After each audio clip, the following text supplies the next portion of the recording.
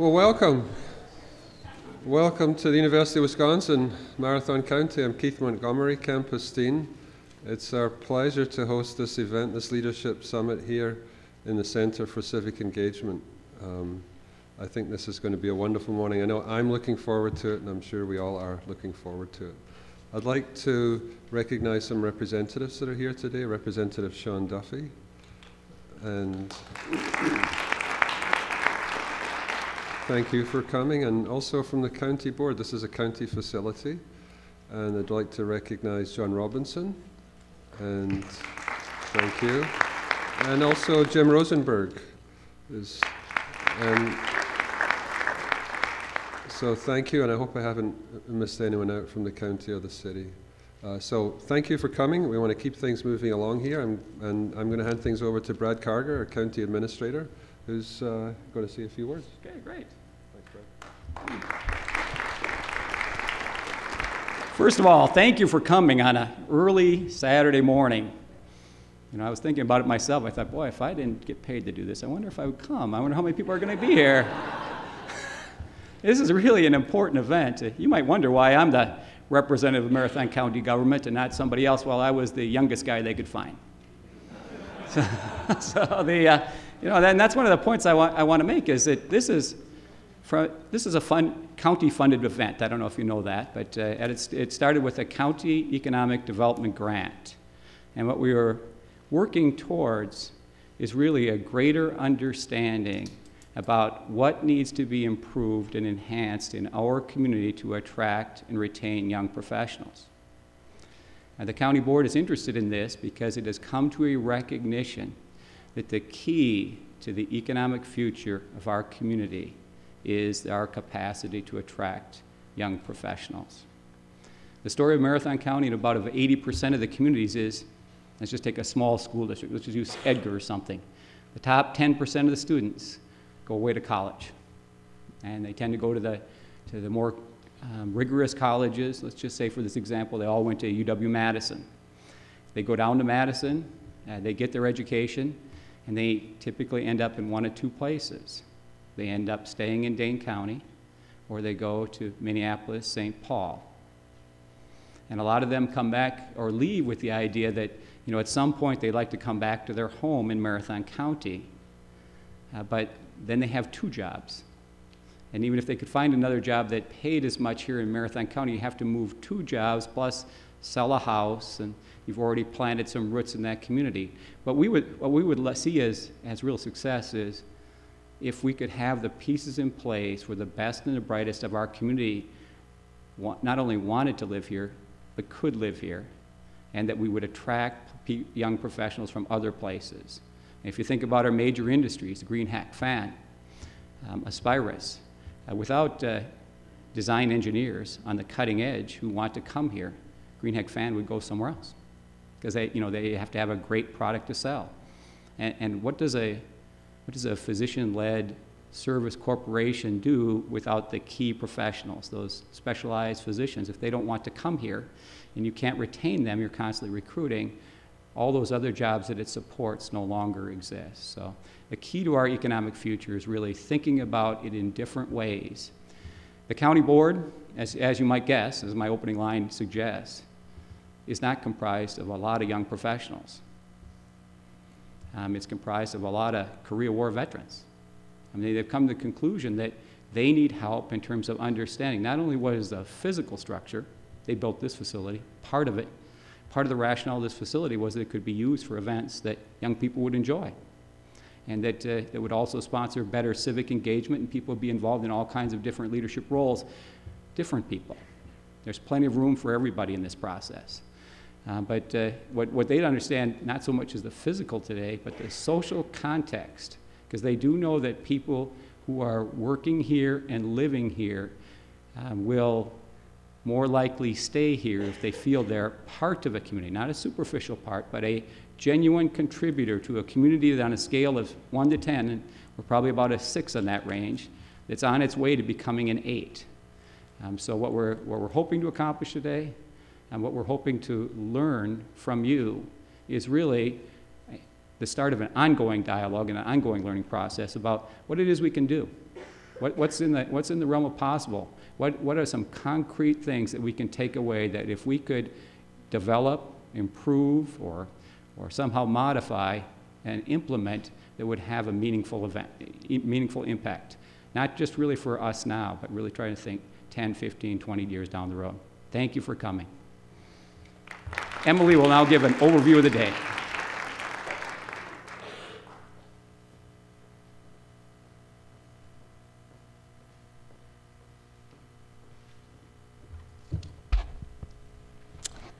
I want to welcome you once again to the Engaging and Sustaining Leadership in Marathon County Summit.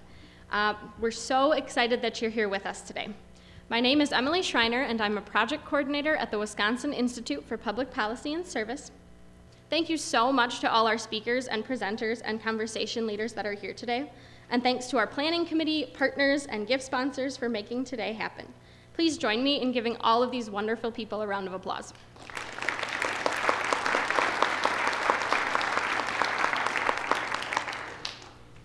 And now we will officially get started. So please help me welcome Aaron Ruff, a member of our planning committee, who will introduce our keynote speaker.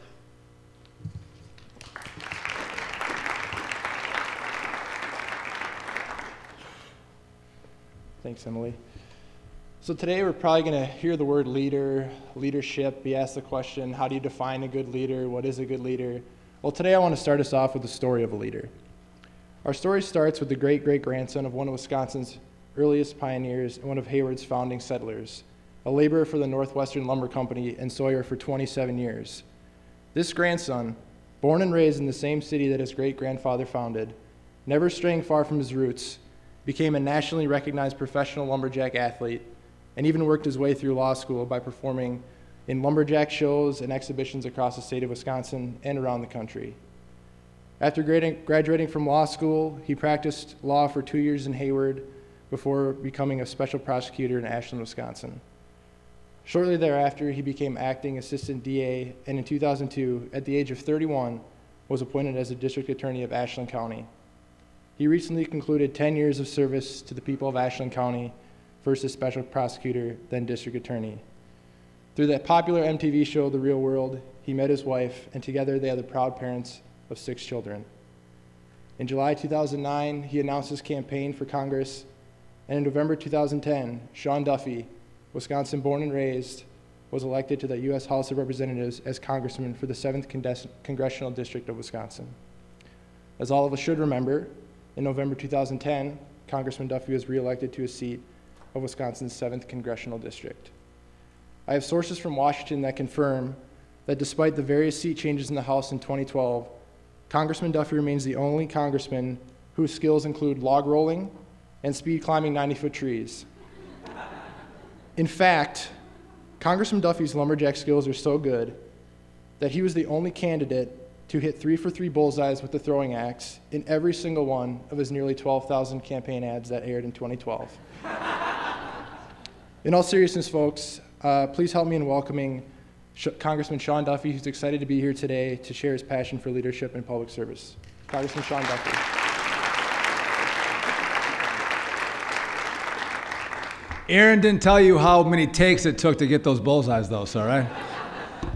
Thank you, Aaron, for the kind introduction. It's an honor and a privilege to be here with you all. So many young, vibrant, smiling faces, and a few older ones, too. A lot of white guys as well. Welcome, older.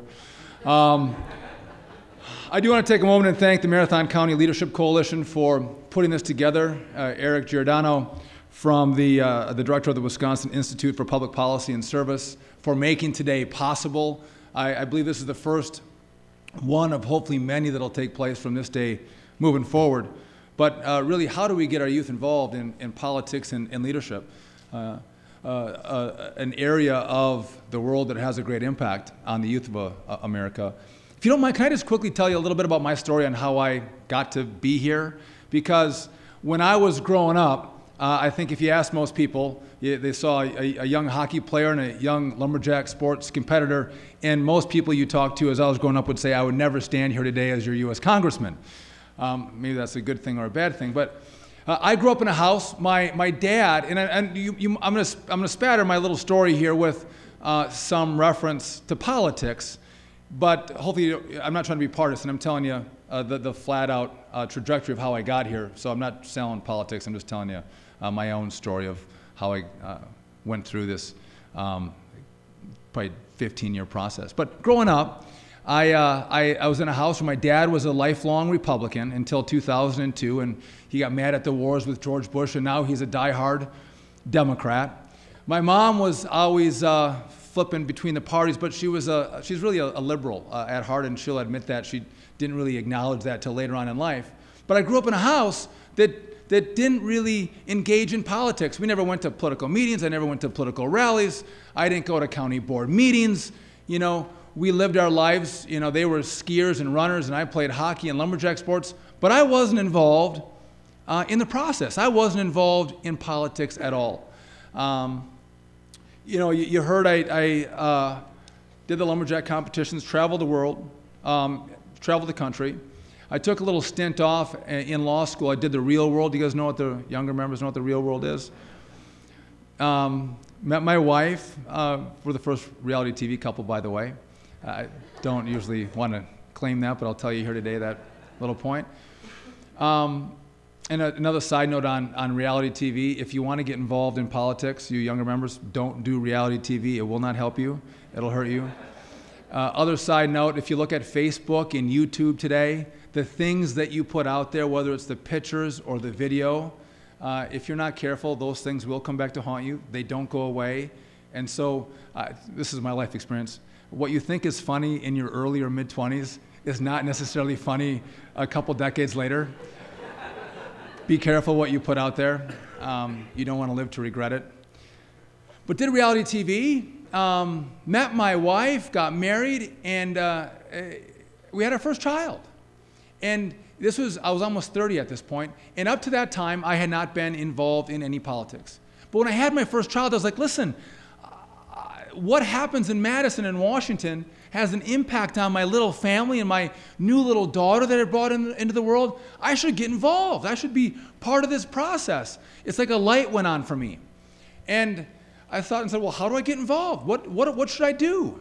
And because I wasn't a Republican or Democrat, I just, I voted every year, but I wasn't really politically engaged. I sat down and examined where I was on issues and where the parties were on issues, and I came out and said, listen, I'm a Republican.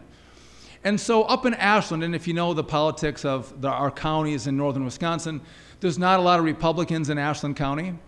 And so I decided to join the Ashland County Republican Party. There was about 4 of us in that party. Did that for a year, and I eventually got involved because these parties are always looking for young members to get involved, and if you're young and involved and energetic, you can move up quite quickly. I found myself the vice chair of the 7th Congressional District. And as the vice chair, I have a seat on the Wisconsin GOP board. So I was involved in state party politics very shortly. From the vice chair, I became the chairman of the 7th District after a few short years. And it was when Congress passed the stimulus bill in 2009. At this point, I had 4 kids. But they passed the stimulus bill in 2009, and I thought, I don't believe that this is really the way we're going to create jobs or economic growth. I think that I should become even more involved. I think I should run for Congress. And I talked to my wife about this, and she said, honey, I think that's a great idea. I think you should run for Congress too. And then I chatted with a few other not smarter than my wife, but politically smart and engaged in Wisconsin politics. And the people I asked said, listen, that is absolutely the dumbest idea I've ever heard of. Because you can't win a congressional race, especially against someone who is well-liked, who's been there for 41, 42 years, and is the chairman of appropriations, which means he'll bring in a lot of money. You can't do it, and so don't. And as I sat back, I thought, I may not be able to win. You know what, you're probably right, I probably won't win, but I feel compelled to do it. And as I thought about engaging in a congressional race that everyone said I wasn't going to win, I became really afraid. I was terrified of actually putting my name on the ballot and running because I was afraid of failing. I was afraid of embarrassing myself, embarrassing my wife and my little family. And as I worked through the fear of actually putting my name on the ballot, I realized that I shouldn't let fear be my inhibitor. You know what? Because of that fear, I'm almost now compelled to do it. Because I don't want to be one of those people who look back when you're 70 or 80 or 90 years old and say, listen, there's this one thing that I wanted to do, but I didn't do it because I was afraid. I was fearful, and I said, no, I'm not going to do it. So I decided to run. I got in, and it was my wife and myself together. There's no team. There's no help. There's no organization. It's you and your wife, if you have a wife or a spouse. It was the two of us. I got in July of 2010. I worked my heart out. I was a father of 4 and a full-time prosecutor, and I was on the weekends driving all over the district, on weeknights driving all over the district to engage in this political process that most said would end in failure. Well, about 9 months after I announced, Congressman Obie decided that he was going to retire, and we had an open seat. And I ended up winning that open seat, and here I became a U.S. congressman from the place that I love and the people that I love, and I was never supposed to be here. But because I took that chance, because I made that effort, I opened up doors for myself. And if you look at families that maybe take their kids to Washington, D.C., right? Anyone been to D.C., younger members? Yeah? That's awesome. My parents never took me to Washington, D.C. I had been there a couple times through the political process, but never had been there to actually go be a tourist. I'd never been to the monuments, never been to the museums. I went to Washington, D.C. the week after I was elected, and for the first time as a congressman-elect, I went into the U.S. Capitol, the actual building itself. I had never been in there. So I got to go in as a congressman-elect. The second day we were there, we had a dinner in Statuary Hall, the old House floor. I'm amazed by how beautiful this place is and what the Capitol represents. And the speaker, who was the soon-to-be speaker, John Boehner, after dinner said, let's now go to the House floor. And I'm like, where's the House floor? No idea. Well, 2 steps right behind me, we got to walk into the House chamber. And if you've been up in the balcony or you've been on the floor, it's much smaller than what you see on TV. And I walked in, and I started crying. I was there with my wife and my smallest baby, because the amount of effort and work it took to get to that point where they would actually allow me to walk in to that chamber. And what that chamber represents, this is the home of American democracy. This is the home of modern-day democracy. This is the home of the great American debate, and they're letting me walk on the floor. Truly remarkable and amazing. And then I got to stand where the president stands when he gives the State of the Union. I got to stand where the speaker stands with his gavel.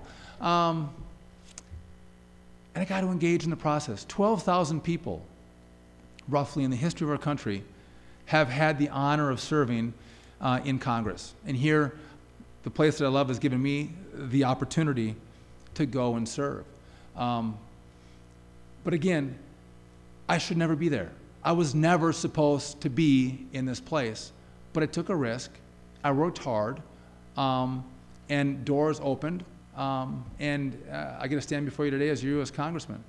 And as I'm there now, and if I look around and see all the opportunity for young people in this country that I never saw when I was in high school or college or in law school or getting out of law school, the internship opportunities on the Hill, the volunteer opportunities on the Hill, it's full of young people. You go to the Hill, some of you have been out there to see me. Jim, you've been to see me. You look around, the Hill is run by young, energetic, smart people, and I wish I would have known. Someone would have shaken me and said, get involved. Go apply with your congressman or your senator. You can go internship in the U.S. Capitol. Go intern on the Senate side or the House side. And even back here in Wisconsin, you can get involved with, whether it's your state assemblyman, your senator, your governor, you can get involved, you can volunteer, you can get an internship, you can get a job, and it's amazing how much impact you have on policy. Because we're all looking, as an elected leader, we're looking to get help on information. And you can help drive information to a member of Congress, a senator or assemblyman that actually has a voting card. And you can help impact what they do with that voting card by the research that you do and the effort that you put in. But also on the campaign side, Listen, there's people who will engage in parades, in door knocking, in phone calling. The whole operation of a campaign, there's more opportunities than you can shake a stick at. It's really quite remarkable that if you want to get involved, the kind of opportunity that you'll see open up to you, because I think from my position, we're all looking for young, energetic, smart people to get involved in our organizations. But then you look even not on the state side, not on the federal side, but even you look around locally, and we say, what do we care about in our community that we, as one individual, can have an impact on? Well, do you care about hunger? Do you care about homelessness? Those are issues that we have in our community. Do we want to get involved and say, I want to help this one person not be hungry. I want to help this set of people have a place to go when it's February and it's 10 below, where they can stay warm. I want to get involved because I can make a difference to make sure people have food and they have warmth in Wausau, Wisconsin. There's a need. You might say, I'm concerned about transportation. I want to make sure that, whether you're talking about Weston or Wausau, people have open transportation lines to get to the grocery store or get to work. I care about that and I want to work on it. I care about Granite Peak. I'm a skier and I want to make sure that, I have an impact on what happens on Granite Peak to make sure that we're opening up new runs or we're closing down certain runs. I want to get involved on what happens at Granite Peak. I care about education. You know what? I'm going to college, and man, prices keep going up 8, 10, 12% a year. This is becoming unaffordable. I'm going to get out. I can't pay off my loans. I'm going to get involved and see what I can do to make sure we're bringing down not at University of Wisconsin Marathon County, though. You guys aren't going up that quick.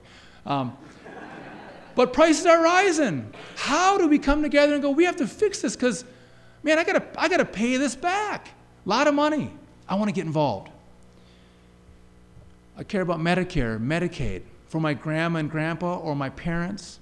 I care about it for us. I want to make sure that's available to us when we get to our retirement. I care about a $16 trillion debt, a government that borrows $1 trillion a year. The fact that my portion of the national debt is $50,000. I don't want that to be my future.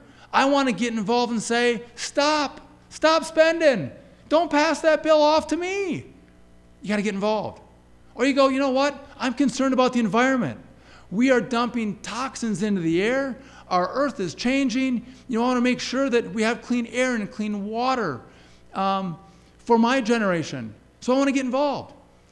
And all of us in positions like I have are looking for young members of our community to get involved, to get engaged. We want to hear what you think, whether it's involved in the way I've just talked about, or if it's involved in the sense of writing a letter, because we read all the letters that come in to our office. We look at them all, and we pay attention to them. So sometimes you think you write a letter and no one reads it and no one cares, or you write an email. I have stats on what comes in on what issue. I see all the mail, and if you write a letter, this basically, it's not a form letter that you just sign your name to, but you actually write a letter, we look at that. We care about your opinion. But if there are so many issues that we face today as a country across the political spectrum that will have an impact on the youth of America when you, in the next 10, 20, 30 years, I think it's so important that you engage today to make sure you have your voice heard. And I think if I could leave you with one point, it's that sometimes you think that what I say and what I do won't have an impact or no one cares about my point of view or my perspective. And frankly, I'd tell you that as I was in my mid-20s, I would be one who would have given you that quote. But now being where I am now, I'll tell you, people do care. People do want to know your perspective, and they do want to get you involved. Margaret Mead, noted American cultural anthropologist, once said, "Never doubt that a small group of thoughtful, committed citizens can change the world. Indeed, it is the only thing that ever has." It's true. 1, 2, 3 people have an idea and start a movement. That's how you change the world. It only takes one person to make a difference. Teddy Roosevelt, one of my favorite presidents, said this country will not be a good place for any of us to live unless we make it a good place for all of us to live, which means we got to get engaged. We got to get involved. And I know I'm preaching to the choir because if you weren't engaged and involved, you guys wouldn't be here today. But as we move out from this point for future involvement in our community and going on to next year's event, hopefully we'll grow this and we'll have all these seats filled, having more of our young people engaged and involved in what's happening in our local community, our state, and our federal government, because now more than ever, what we do in government is going to have an impact on our youth of America. So if you guys have any questions for me, I'm seeing my 15-minute marker wave. If you guys have any questions for me, I'd be happy to answer them. If you want to ask me about anything, if you want to ask me about the real world, I'll even answer that. Politics of the day, fiscal cliff, engagement or involvement. I'd be happy to answer any questions you have for me. And if you don't, that's cool too. Going once? Yeah? You said you mentioned that you had internships available for young people. Do you give any kind of special preference for those who come from Wisconsin or specifically from the district? That's a great question. So I mentioned that I have internships available, volunteer opportunities available, and do I give a certain preference to people from Wisconsin or specifically from the district for those internship opportunities? And the answer to that is absolutely.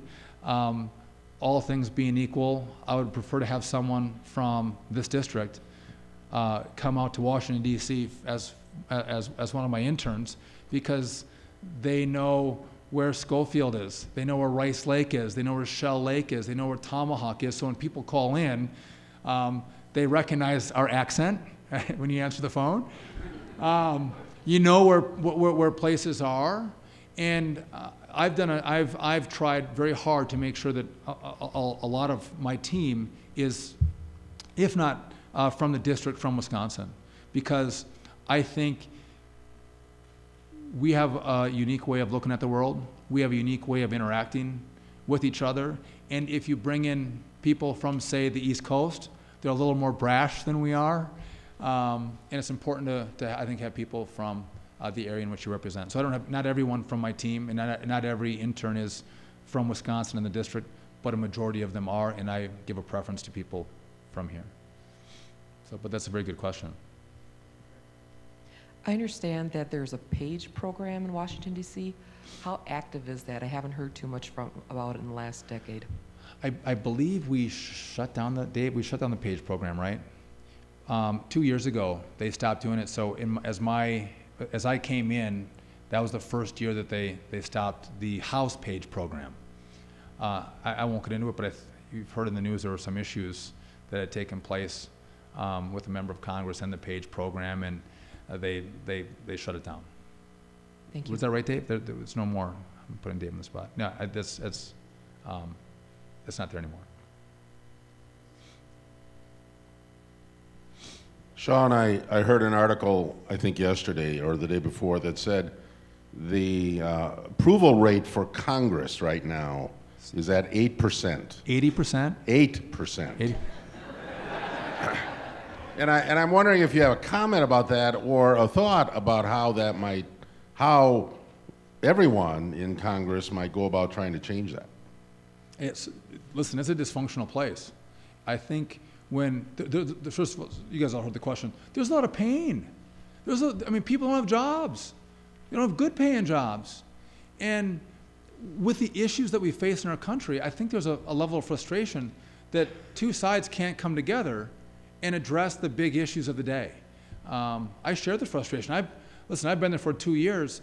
This is insane that we can't come together on some simple issues. I do think that the way things get done, though, is when people know each other. They might have a water or a cup of coffee or a beer together from both sides. That's how you trust each other. That's how you get to a point where you can sit down together and find a resolution. And listen, you can't go and say, the deal that we have to have is my deal, is my plan, and you have to submit to every single idea that I have. That never works. you have to be willing to look at where the other person's coming from and find a compromise that's going to work for both of you. And my concern is that there's big issues that we face, and if we don't get both parties involved to fix them, they're going to spiral out of control. And what could be fixed with some slight tweaks today will be major modifications and a lot of pain if it's done, down the road. So we can move now and move together and do it with minimal pain, or we can have significant pain if we wait too much longer. But I share your frustration. I started off without any gray hair, and I'm getting all gray now. Yeah. What have been some of the things that we've done to keep people in the community here over, say, like the last 5 years? Has there been any specific projects or initiatives to try and keep young people in the area? So on the federal side, it's pretty tough to say I want to have policies that allow for young folks to stay in central Wisconsin. But as a larger perspective, I think it's important to say, well, if you want young people to stay here, you have to have opportunity, and good opportunity for them. And we have to understand that our area of the world is an area that is for the most part built on small businesses, small manufacturers, farmers. And so how do we have policies in Washington that don't just favor the big multinationals, but you have policies that look to support the small businessman, the small manufacturer? And if they're healthy, if they're growing, if they're strong, we have more opportunities here for us. Or making sure that we have the ability, if you have an idea, if you're the next Ron Wanek who is going to start the next Ashley Furniture, that we have a system in place without over-regulation, too many rules and too many regulations that will prevent you from starting that small business. If you're the next, Bob Greenhack, we want to make sure that you set up your next factory, your next facility, or your first facility here in central Wisconsin. And so we have good policies in place that'll encourage and support you when you want to do that. And that's so, as a broader spectrum, that's what I can have an impact on. On a more pointed note, you might have to talk to the county board, put them on the spot. Yeah. I appreciate what you're sharing at this time, and you've stimulated probably 5 topics in my head. However, I don't want to hoard the a couple of things. One, can you touch on some of the things that are going on with the banking industry so we can be more well informed of how the what industry? Banking. Oh, banking. Mm-hmm. And then with the bill that passed, trying to address the fiscal cliff, what were like the key areas that were effective here for central Wisconsin? For example, the farm part of the bill. And I think that's enough for now. Could you? So quickly with banking, and I would tell you Dodd-Frank, specifically the financial crisis that took place in 2008. What's happened is there's a lot of new rules and regulations that have come out of Dodd-Frank, and we were anticipating that all those rules and regulations would be for big Wall Street banks. They're the ones that would bear the brunt of these new regulations because they're the ones that really cause the problem. But we've come to learn that it's our small community banks, our credit unions, that now are forced to deal with all these new regulations. And if you look at small community banks, they're small operations. They don't have a whole legal team. They don't have a whole compliance team. And so they spend more time and money trying to deal with the compliance side than actually getting dollars out the door to families who are buying homes or cars or small businesses that are expanding. And it's become very, very challenging for them to get capital out the door of their bank. And one of my fears is if you continue on this regulatory path, you're going to see more consolidation of our small banks or an elimination of our small banks. And frankly, I think we are well served by our community banks and our credit unions where the people who make the decisions for these loans actually live in our community. They understand the community, they understand the people in the community. Where if you want a loan in Wausau, the decision is going to be made by someone in Minnesota, in Minneapolis, Chicago, Milwaukee. That doesn't serve us well. And so that's my fear with these regulations that are coming out of Washington that impact us here. And if you've tried to get a home loan, or if you've tried to get a business loan recently, or you know someone who has, that's been a huge issue for us. In regard to the fiscal cliff bill, what happens? Well, if you make less than $400,000, you don't get a tax increase, kind of, because has anyone gotten a paycheck yet? Since the first of the year, you've all seen that the payroll tax holiday went away, and so you have a 2% tax increase now on every paycheck. People feel that, no doubt. And so that wasn't addressed in the fiscal cliff, which I was the first one to call out John Boehner a year ago to say extend it for another year. So that's for the most part, tax rate's not going up except for the payroll tax. Good thing the dairy cliff was avoided. We don't have double the price in milk. There's another year now to figure out what we do with our farm policy. That's positive. Members of Congress and the vice president in the fiscal cliff don't get a pay raise. That's a positive. On the negative side, instead of cutting spending, we don't cut any spending. We spend more in that bill. And the spending that we had negotiated to start January 1st has been kicked down the road 2 months. So that was my concern. This was a spending bill instead of a bill that actually reduces spending. And my fear is that we can't do this for much longer. We can't. $1 trillion a year is absolutely mammoth. And my point to everyone in here, even our younger folks, the borrowing and spending of today, none of us will pay back 1 red cent of the money that's being borrowed today or the money that's been borrowed before us. We're going to pass that debt on to our next generation. Our kids in preschool, in first grade, we're going to ask those Americans to pay this debt. I think it's unconscionable. When you have lobbyists that are mainly for the corporations, when you have places like ALEC working for the larger corporations, how do you engage for the smaller corporations? I don't engage for any corporations. I engage for the people that sent me there. And what's interesting on the lobby front, I'm in committee meetings or I'm voting. But when I'm not in a committee meeting or voting, I'm in my office and I'm usually taking meetings with people from central Wisconsin, northern Wisconsin, western Wisconsin, or the state as a whole. And it's remarkable how many people come out from right here to lobby me. And everyone will come and say, now listen, I know we spend too much money, but let me tell you, the money you spend on my program, that money is really good. And for every dollar you spend on my program, I save the federal government $4 or $5 or $10.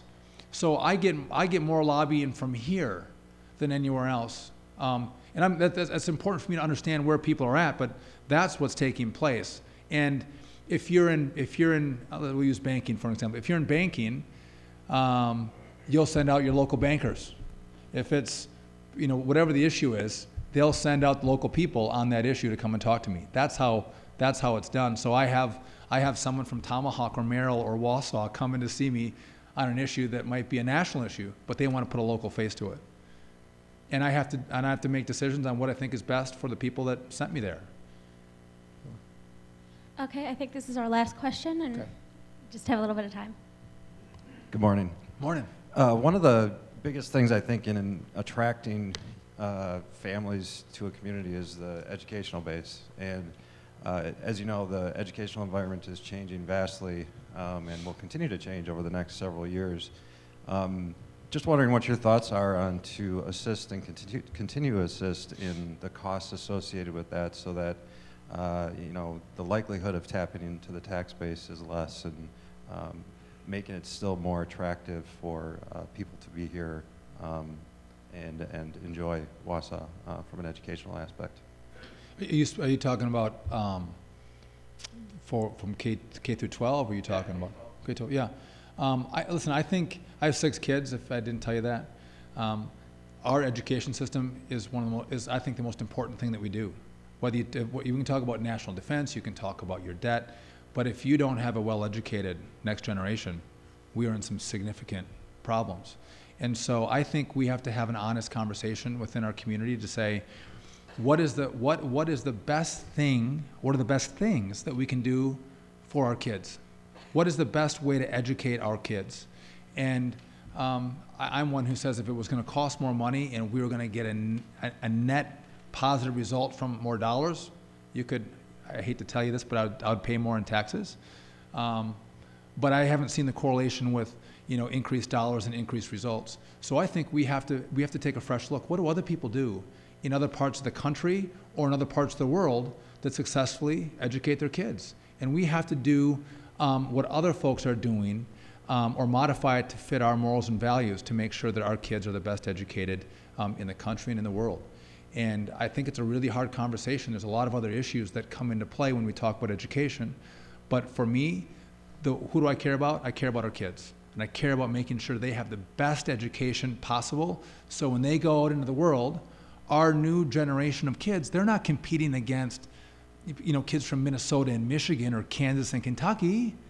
Our new kids are competing against China and India and Mexico and Vietnam and Brazil.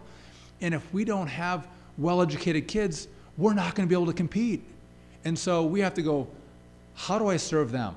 How do I serve them and give them the best education possible? And what the answer is to that, I don't know. But I think those are the starting blocks. And I think we have a great education system here. It is a draw for people because frankly, I think we live in probably the most beautiful part of the country. It's awesome here. You couple that with great education and great job opportunities, and man, the sky is the limit. So, listen, I appreciate you guys letting me come and chat. Just if I can make one other plug, if there's any other issues or concerns that you didn't want to bring up here, you can send me an email or a letter or give me a call. I'd like to hear from you. And any young individuals out there who are looking for opportunities, if you go to my website, which is duffy.house.gov, you can find out what opportunities we have to not just volunteer, but to get an internship. Or you can stop by our office, which is right down on Grand, and you can see Dave, who's right here, is my district director, and also involved in today's festivities to find out what opportunities are available. Or if you go look at I Don't Like You Because You're a Republican, we'll tell you where to go to partner up with some of the Democrat representatives in the state so you can get involved in their offices. But thanks for letting me come and chat, get engaged, and God bless. Thank you.